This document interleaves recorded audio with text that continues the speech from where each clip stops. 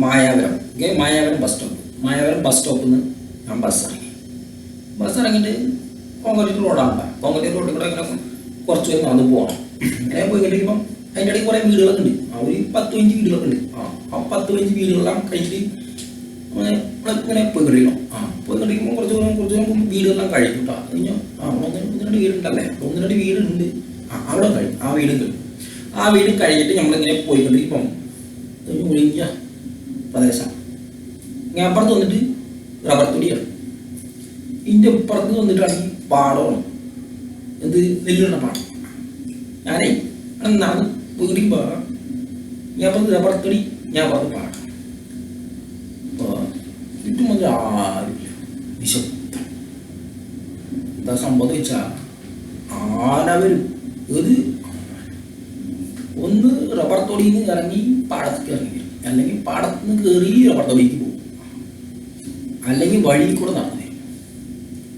നിങ്ങൾക്കറിയോ, ഇട്ടിരിക്കുന്നത് കോൺക്രീറ്റ് റോഡാണ്. കോൺക്രീറ്റ് റോഡിൽ കൂടെ ആന നടന്നു പോയി എന്ന് പറഞ്ഞാൽ ഒരു സൗണ്ടും കേൾക്കില്ല. പാടത്ത് കയറി വരികയാണെങ്കിൽ നമുക്ക് ദൂരെ തന്നെ കാണാം, അതൊരു കുഴപ്പമില്ല. പക്ഷേ റബ്ബർ തൊടിയിൽ നിന്ന് ഇറങ്ങി വരികയാണെന്ന് വെച്ചോ, കാണാൻ പറ്റില്ലെന്ന് ചോദിച്ചാൽ ഒന്ന് മുമ്പിൽ ചാടിയതിന് ശേഷം കാണാൻ പറ്റും. എന്താ സാധനം? ആന. എന്താ ചെയ്യുക നമ്മള്? വേറെ വഴിയില്ല. അവിടെ ഇവിടെ നോക്കണം, അവിടെ ഇവിടെ നോക്കണം, തിരിഞ്ഞു നോക്കണം.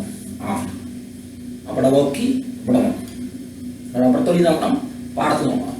റബ്ബർ തൊടി നോക്കണം, പാടത്ത് നോക്കണം. അപ്പോൾ നോക്കി ഞാൻ ഇങ്ങനെ പതുക്കെ നടന്ന് പോവുക.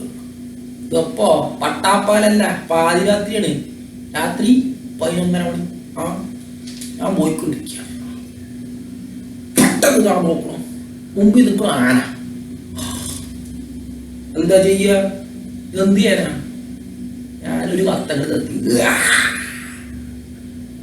ആന പേടിച്ച് വിറച്ചില്ല. ആന നിന്ന് വിറയ്ക്കുകയാണെന്ന്. അങ്ങനെ ആൻ്റെ മുമ്പിൽ പല നെറ്റിൽ ഒരാട്ട കുത്തുകളും ഒരു കത്തും കൂടി കത്തി. ആനൊരു കത്തങ്ങട് കത്തി. അങ്ങപ്പുറത്തെ തോടാണ്. ഇതെന്നറിയോ, ആൻ്റെ വയറിൻ്റെ ഒരാട്ട തള്ളങ്ങട് കത്തി. ആനങ്ങനെ ചുരുണ്ട് മടങ്ങി ഇതാ കിടന്ന് തോട്ടില്. തോട്ടിലാണെങ്കിൽ ഫുള്ള് വെള്ളമാണ്. അങ്ങനെ വെള്ളത്തിലടിച്ചിട്ട് അങ്ങനെ ഒഴുകി പോയി. ചെയ്യാൻ പാടില്ല, പാവമാണ്, ഒന്നും ചെയ്യാൻ പാടില്ല. ഞാൻ പെട്ടെന്ന് വെള്ളത്തിൽ ചാടി ഇറങ്ങിയിട്ട് ആനനെ അങ്ങനെ പിടിച്ച് കരക്കി കയറ്റി അങ്ങനെ അപ്പുറത്ത് കാട്ടിലേക്ക് വിട്ടു. ആന പാവം അത് അറിയാണ്ട് വന്ന് നമ്മുടെ മുമ്പിൽപ്പെട്ടാണതേ. അത്രയ്ക്ക് ആലോചിച്ചില്ല. പെട്ടെന്ന് ഇതിനങ്ങനെ ഒരു കുത്തും വെച്ച് കൊടുത്ത് വെള്ളത്തിൽ തള്ളിയിട്ടു, തോട്ടിലേക്ക് തള്ളിയിട്ടു.